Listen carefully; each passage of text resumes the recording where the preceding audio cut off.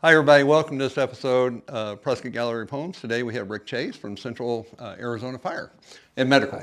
You got it. Hey, welcome to the show. Thank you. Glad to be here. Looking online, I know you started out as a volunteer.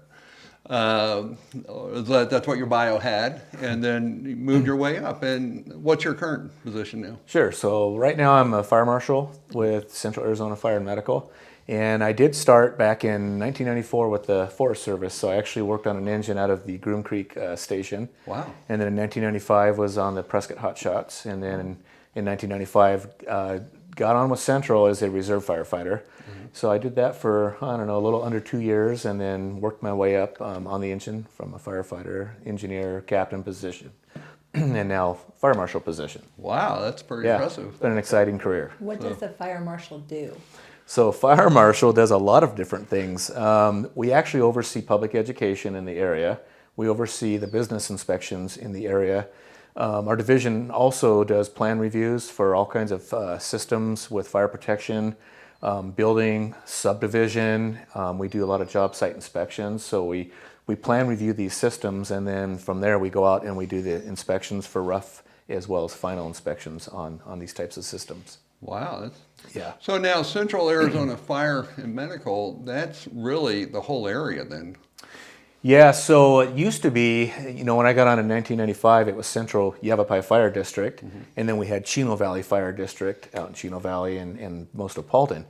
Well, probably around 2015, we actually had a joint management agreement to where we can work together and start having a lot of our like positions cover for both departments. So we were able to save taxpayer money basically from, instead of having 2 fire chiefs and 2 operations chiefs and 2 fire marshals and all the other positions, that we were able to utilize a lot of these for the 2 departments. So Wow. I believe it was July 1st of 2016 when we actually came together as Central Arizona Fire and Medical Authority. And Prescott has their own department currently, but you guys carry everything else in. Correct. So Prescott covers all of Prescott's jurisdiction. We cover a lot of Paulton area, not all of Paulton. Some of it is in the unincorporated areas. We do cover Chino Valley, Dewey Humboldt, Prescott Valley, and then a lot of areas surrounding the city of Prescott, such as Highland Pines, Ponderosa Park, Sweet Acres, and just some other areas that surround. So. Well, I know selling real estate, and Kirsten's been in the area forever too. It's always important when we introduce people to the area. We talk about fire service. And what areas, are there any areas in town that aren't covered?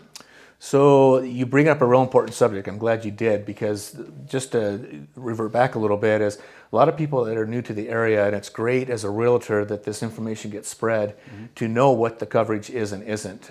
We have seen folks over the years who have moved to an area, and I'll just use the Prescott Ridge as an example. Folks have moved here and they did not know they didn't have fire coverage because it's out of our jurisdictional boundary. So it's important to know that ahead of time. A lot of the area, we can give folks a contract with us, which they pay the same price as one of our taxpayers would pay. Oh, okay. Most of our monies that we get is from property taxes, Sure. Whereas a municipality may be from a sales tax, such as Right. the city of Prescott. So, it's good for folks to know if they do or don't have that coverage, and then they can get a contract with us if it's within a certain distance. And I don't Right. have that criteria with me, but I have a question. So if I live in Prescott, you guys won't ever come to my house then? actually, we will, and that's You another will? great thing you bring up. So we do have what's called automatic aid with the city of Prescott, and the reason why is because we have a lot of our areas really border and kind of intermingle with each other as far as the placements of our fire stations. So some of our fire stations may be placed in a jurisdictional boundary where we're covering a certain area, but a lot of it may be part of the city of Prescott, whereas their station, Like Williamson Valley like Williamson Valley, and, correct. and Iron Springs Road. So yeah, we've got a station at the corner of Iron Springs and Williamson Valley. It's actually a city-owned building, but Central Arizona Fire staffs that station. Yeah. Whereas we have a station down on 6th Street next to Foxworth in the heart of Prescott, and it is staffed with all of Prescott Fire. Okay. So we have what's called automatic aid, and what that means is the closest engine responds to the call. Oh. And the reason why is because of that fact. We don't want to have one of our stations 10 minutes away from a caller who has got a medical emergency where Prescott may be 3 or 4 minutes away. Right. So we have automatic aid, and it works best for all of the residents in the whole area of what Central covers, as well as the city of Prescott. So, And that's really the important thing, Yeah. is getting that either fireman or medical person on the scene the quickest. absolutely. So, one of the things that I'm always concerned with, I see people pulling out in front of these really large fire trucks. I mean, those things have to weigh a lot, and I know they don't stop on a dime. So what's the kind of the rule of thumb that you tell people? Yeah, we of course that's not good when that happens. So we always tell try to urge folks, don't have your stereo up so loud you can't hear a siren coming. Or sometimes we understand folks may be hard of hearing or something, but it's just all that keeping your eyes peeled pretty well and looking left and right before you do pull out. If there is an emergency vehicle coming, of course, don't pull out. If you find that you do, and then you notice in your mirror there's a fast approaching fire engine, just pull over as quick as you can, as safe as you can, and stay on the side of the road. If you are sitting at a red light and you hear a fire engine coming, don't panic and jump out in the intersection. That's how wrecks happen. And so just stay where you're at, and that way the engine will figure out the way to get around the traffic. Right. So the Well- other thing, real quick, if you don't mind, is Sure. a lot of times you may have one engine that passes you. Depending on the type of call, you may have a second or a third engine coming by, Or a police officer. or a police officer, or an ambulance, or a battalion chief. So we always urge folks that if you do have an engine pass you, just be aware that there may be a second or third. Just wait for it kind of Yes. thing. Yeah. Well, in my thinking, that emergency vehicle might be responding to one of my family members. I would not want to slow those guys down in any way. Absolutely. So, because we've had them come out and for various things over the years, and they do get there relatively quick when they're Yeah. not impeded. Yes. So now you guys also work with the National Forest Service, I heard. Correct. How? Yeah, so what we have what's called an MOU, or Memorandum of Understanding, and so what it is we've got you've got the Prescott National Forest, you have the DFFM, what used to be known as State Forestry, you've got our department, you've got a lot of other fire agencies that border us, such as Williamson Valley Fire, Groom Creek Fire, Walker Fire, there's Mare Fire. So what we have is this MOU that will allow us, upon request, that we can go and assist the agencies. Oh, great. Yeah, and with the Forest Service and DFFM, it's automatic aid in some senses, because a lot of times we can get to the scene. Let's use a wildfire for example, and let's say that the closest Forest Service engine may be 15 minutes away, 10 minutes away, whereas we may be 5 minutes away. We can come on the scene and actually start the initial fire attack while we're waiting for the other agencies to come to the scene. So one of the things I always preach about our area is that we have such good collaboration amongst all of the jurisdictions. All the law enforcement agencies we've always just had a great relationship with, emergency management, our board of supervisors, all the local fire agencies, just everybody works really well together. And for those that don't know, we have what's called an annual basin drill. What that is, it's a simulated large incident. And so we get all the entities involved, and we all drill as if it is a... Well, I've seen that in years Yes. past. Yeah. Yeah. So- And we have a lot of folks that retire with a lot of experience, and then we have a lot of new folks that come in, and the best way to get this training for them is to have this mock scenario where we have people work in all the different positions, and we work on radio traffic, make sure our hoses all interconnect with each other, and just make sure that everything works real well in the area. And speaking of the training, you guys also do the first aid and CPR training for Yep. volunteers? We do, yeah. People can call our main office at 928-772-7711, and they can inquire about the type of class that they're looking for, and then there's a calendar that has the dates and times these classes are. Are you doing them with COVID? That's a good question. Yeah. And I want to say no on that one, but don't quote me on Double that. check. Call our office and double check Right. on that. Yeah. Yeah. It's 'Cause I know definitely, some of them stopped. yeah. So, And fire service seems to be more technical now. And so I know the Yavapai College has an academy over there. yes. What's your affiliation with those? Yeah, so we work with the college and help with the Fire Ops 1 and 2, some of their classes as well. We have some of our personnel who teach. We hold some of the classes in live fire training at our training center. Prescott utilizes their equipment and training as well, and we all work together and just help educate and train these new students to, be up and coming firefighters as us old guys retire out.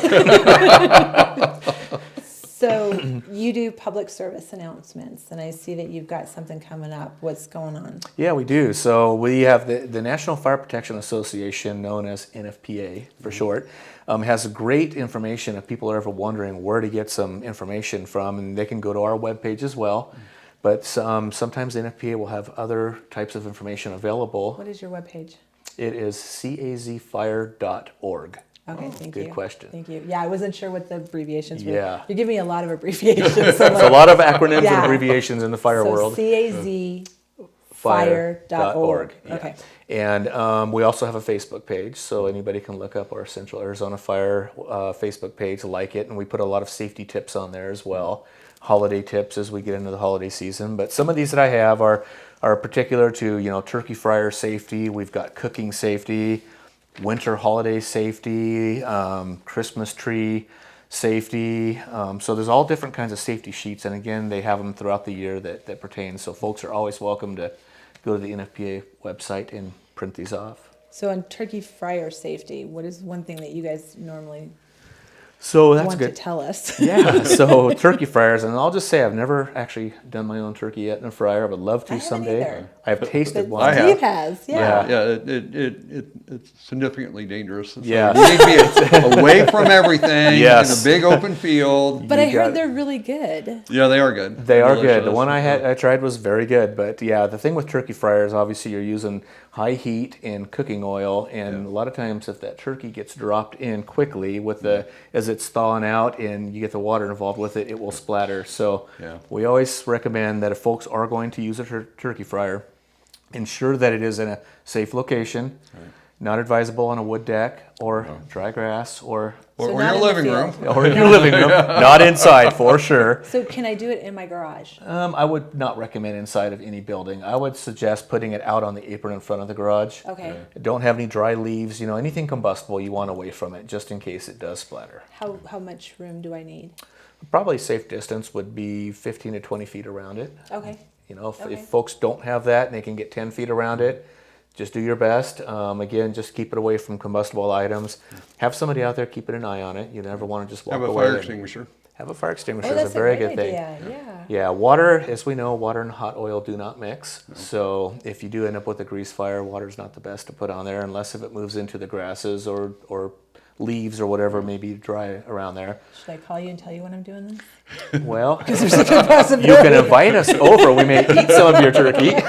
We know you well enough that. Okay. But yeah, those are just some safety tips like that. We say use common sense. Just anything that can burn, you want away from it. Well, I learned firsthand many years ago when my daughter got married. She rented a manufactured home with an add-on. Okay. It's a mobile home with an add-on. Right. Came back from Sedona from her honeymoon. We literally had 3 truckloads of wedding presents we put in the house.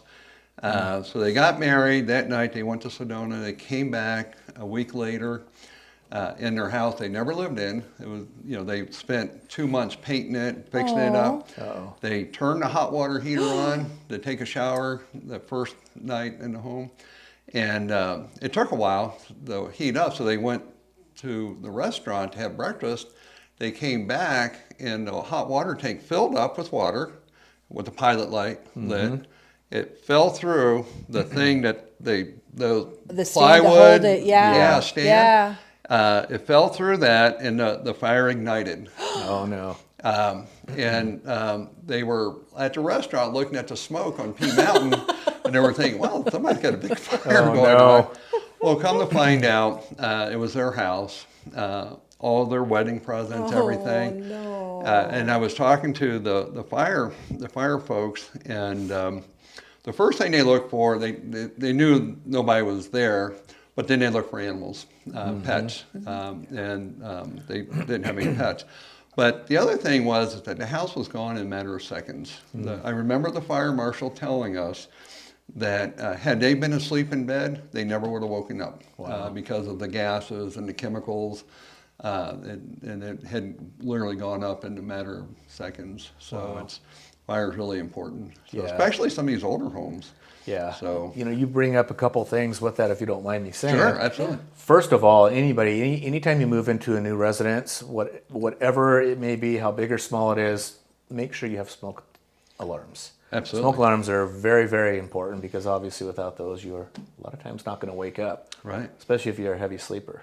The other thing is with a hot water heater, a common thing we've seen over the years is a lot of these mobile homes have the particle board flooring, and we have seen a lot of times where the water heater's leaked out some water and has weakened the floor, and then the water heater actually falls into the floor some. Right. And we've That's seen, what happened to these guys. Yeah, several fires have started that way. So again, we urge anybody that, go out and look at your water heater and make sure that the stand that it's on, because most of them are made out of wood, even the ones that are in garages, a lot of times are up, at least 18 inches up, and they're made out of wood. So make sure that the base and the foundation under these are solid and secure. And if they're not, it's very important to get that fixed so that that doesn't happen. So when you do a purchase of a house sale and you have an inspector, do they inspect for that?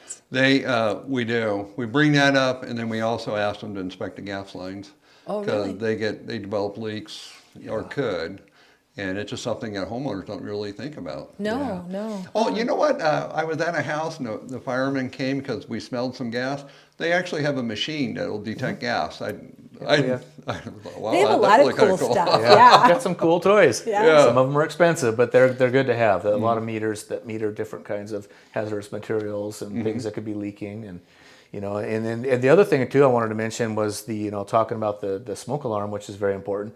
But if you have any kind of a fuel fired appliance or a fireplace in your home, have a carbon monoxide detector as well. Oh, okay. Very important to have. So again, for any kind of appliance that uses gas, Yeah. propane. Because we're going in the cold season right now. Yes. So you're talking like if I leave my fireplace going, I need a carbon monoxide. Absolutely. So Yeah. even like a pellet stove? It's a good idea because anything that burns, any kind of anything that's going to burn like that, that's going to use any kind of a fuel, you need that. And we urge folks also at night, don't close your damper on your fireplace, your wood stove, because then what that does, it doesn't allow those gases to evacuate and vent out. Then they start collecting along the house, and we have been called in the middle of the night to people's residences because their carbon monoxide detectors were going off, and that's why the house had filled with carbon monoxide. So Yeah, and it doesn't smell, and it's odorless. Colorless and Very odorless. dangerous. I mean, it's very dangerous. yeah.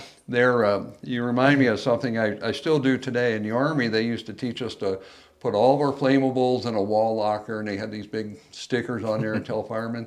Yeah. And I do that in my garage. I put all of our combustibles in like one little area, Yeah.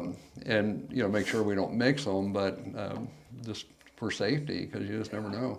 Yeah. Two things real quick. First off, so if I have a fireplace and I'm taking my ashes out because I'm building a new fireplace, what is the good way to dispose of that? And then the second question I have is, if I don't even want to be in my house and I want to go camping, can I go camping over Thanksgiving? I mean, is it okay? And can I have a fire since it is cold? So let's talk about the first one. Okay. So fireplace ashes, and I'm glad you brought that up because that was one of our topics. So over the years, we have seen many residential fires that have started from improper ash disposal. So we've seen them from folks who said, they haven't used their fireplace in 2 to 3 days, and they put their ashes and coals into a cardboard box, have put them on a deck or outside the home next to the home, and it has started the home on fire or the deck on Oh, fire. my goodness. Even though it's been a few days, a lot of times these coals will still hold that heat. And once you stir it up and you put these things into another, move them from where they're originally at, and you've now introduced more oxygen and air to them. And then a lot of times once they get put into either next to the house in a box, or I've seen them in plastic trash cans. And literally you'll see right where the can's set, and you'll see a big black burn pattern right up the side of the house. Wow. And then it'll burn up into the attic. And once you get a fire in the attic, it's It's just hard to gonna get go. out. Yes. So again, for anybody who does have a wood stove, even a pellet stove, Okay. we've seen that happen this year where somebody had disposed of their pellets, their pellet ash, and it started a trash can on fire. Oh, my goodness. So no matter what you're burning, make sure that those are disposed of into a metal can. Okay. Soak them in water and put a lid on the can and keep it away from anything combustible. Not next to the house, not on the dry grasses or the dry leaves or the garage or the shed in the back, but leave it somewhere where it's on dirt or concrete, somewhere where you can give it a couple of days and then check it before you do empty them into a regular trash can. Okay. Yeah. And if I want to go camping instead of having to deal with all of that, is it safer and can I go? You can go camping. Yay! Yes. Can I have a fire is we are allowed to do that now? Great question. So this has been, as most people know, a very unique year in the fire world. So we are actually in stage 1 fire restrictions right now, Really? which we have, in my career of the fire department, have not been in stage 1 at all this late in the game. No. So what stage 1 means is that you cannot have a fire just out and about. You can have them in dedicated rings, Okay. in campgrounds or in residential properties, 1 and 2 family dwellings. So if you have a home and you've got a fire pit in your backyard or a barbecue, you are allowed to use that right now. But yeah, as long when you go out in the forest, you're not allowed just to have a fire anywhere right So now. don't call 911 when I'm at home and I smell wood burning somewhere down the That's street. right. Okay. Maybe investigate it a little Okay. bit. But, and again, we always tell people too that if you are going to go camping anytime, we always recommend you get onto the website of wherever you're going. If it's in the Coconino or the Kaibab Forest or the Prescott Forest, look and see what the guidelines are and what the restrictions are. You know, typically at this time of year, you can go out in the forest, you can have a fire and make your fire pit. Okay, so I have another question. So I have a lot of leaves because it's cold and they just dropped off of my trees like that. Now, can I just gather them up and burn them? Well, right now you cannot. So typically we will allow that with a residential burn permit. And those are free, they don't cost anything. I get them from you. Yep, you can go Okay. online. We recommend people go online to get them. So you can Okay. either go to our website, which is the cazfire.org, or the City of Prescott website, because we both utilize the same bird permit forms and throughout the same. Oh, good. Yeah, we do those together. So typically you can go on there and get one, and you put in all the information, you activate it online, you go online to deactivate it. Okay.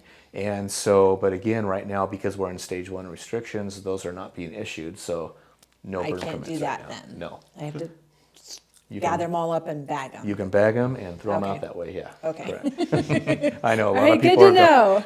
Good to know. Great questions, yeah. Yeah. So, and wrapping it up a little bit, coming to the end, we hear a lot about Firewise. And so in real estate, people love buying houses in the tall pines and having, I think you would call it fuel. Yeah. Yes. So what's the best advice on that? Best advice for that is, and again, it's wherever, we always say, wherever you live in Arizona, you're always, ready, we're always ready to burn. Arizona, just unfortunately, is always there. So if you're buying up in the pines, look around your property. Firewising means, you want to protect your home from if a wildfire was to come. So we tell people to think 30 feet out for the initial part of their firewising of their home. Look 30 feet out and around your residence, and what can you remove that is a fuel that if there was a fire coming towards your property, it wouldn't burn your house.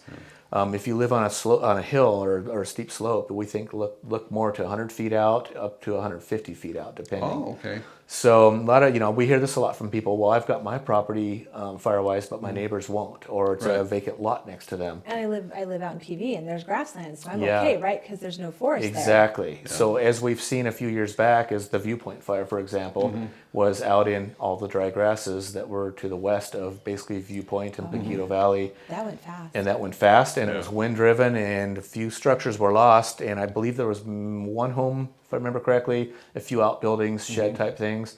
But again, we saw a overhead of the area, and the folks who actually had firewise their property, meaning they cut their grasses down, the fire literally stopped at their property lines. Really? Wow. Versus the ones that had the dry grasses right up to it. Wow. So even if you're not in the forest, you still have that susceptibility to a wildfire. If you are in the forest, you need to look at the trees around you, the crowns of the trees, which are the tops of the trees, any dead and downed trees or brush we always recommend to get rid of. It's like kindling wood sitting there. Any trees on your property that may be dying, again, it's just like kindling wood. So Yeah, they burn fast. yeah, we recommend removing that. Make sure your decks have enough, are freshly painted or stained. Make sure your wood siding is the same thing.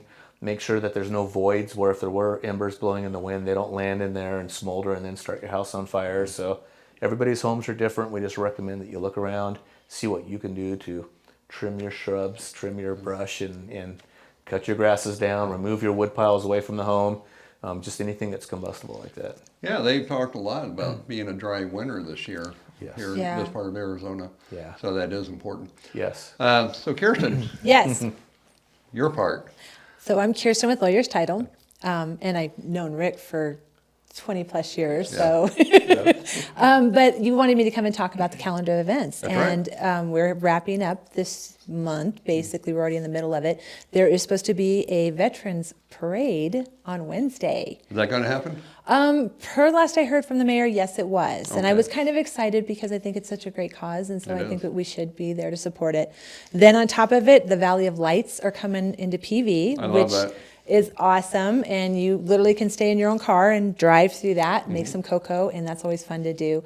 I do know the gingerbread houses are coming back up at the hotel and the Oh, resort. okay. So You guys going to have an entry?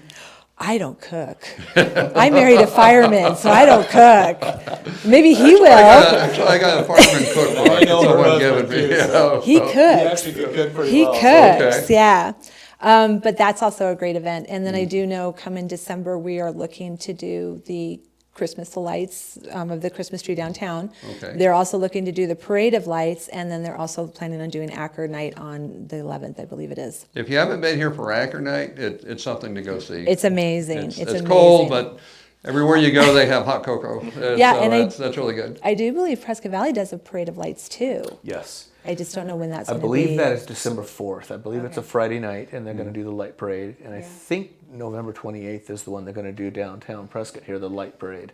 I thought it was in November. You might be right, though. Yeah, you might be right. But go online if you question the dates. I always say go online and look to make sure. So Well, and double check now on days because we're starting to see things change again where they're counseling again and they're not going through. So please double check them. Yeah. Excellent. So thanks, guys, for being on the show. Thanks, Rick, for taking time out on your busy schedule. absolutely, thank Kirsten, you. thanks for coming out Thanks again for letting today. us be here. So, thanks, guys. Thanks for watching this episode of Prescott Gallery of Homes.